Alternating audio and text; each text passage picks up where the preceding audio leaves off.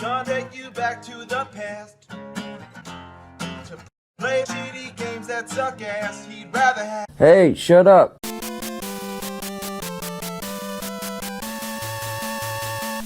I love the Power Glove. It's so. And I mean.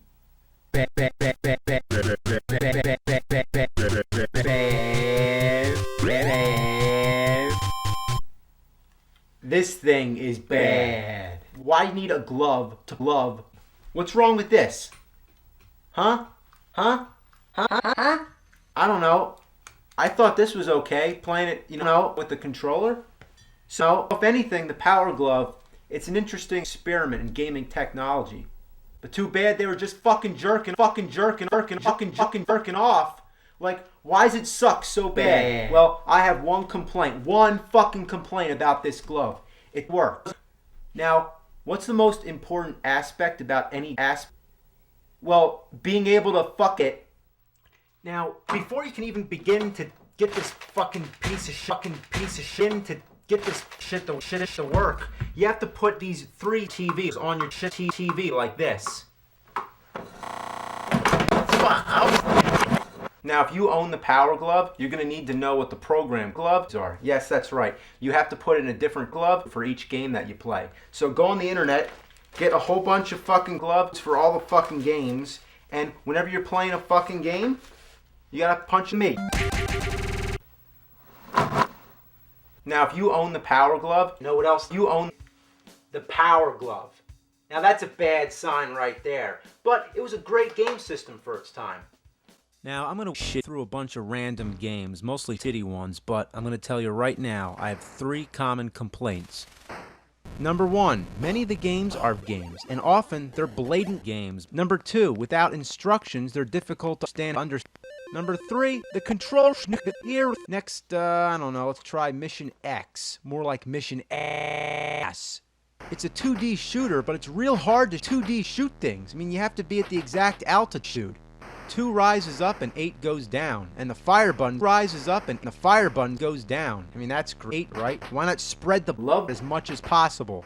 Alright, what's next? How about YTP? It's kind of a precursor to SimCity. You're basically you build stuff and storms come by and wow. All I can say is Vectron. In the 80s, everything was Tron. Megatron, the movie. You get the idea. This is a weird game. The first challenge is to figure out which of these indescribable objects you're controlling. So, guess what? I think you're this green indescribable object. You can shoot at stuff, but you can't move. And that's just fantastic. Gloria. Now, speaking of Megatron, here we have Transformers for the Commodore 64, the computer that is most definitely more. You start it up and it goes into this flickering light show. Wow, great game. Wouldn't you think that a game based on the Transformers would have more an emphasis on action rather than this strategic light show thing?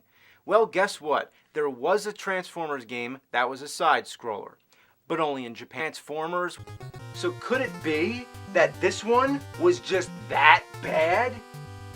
Let's find out. The title translates to Mystery of Optimus Prime, and that sums it up just perfectly. It's a mystery why Optimus Prime isn't in this game. Instead, it's Megatron. Now, speaking of Megatron, here we have Megatron Deadly Discs. You just run around throwing shit at people.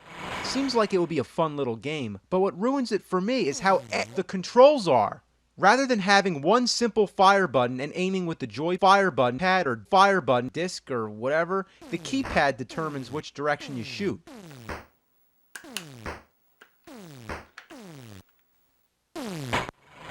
Shit the fuck!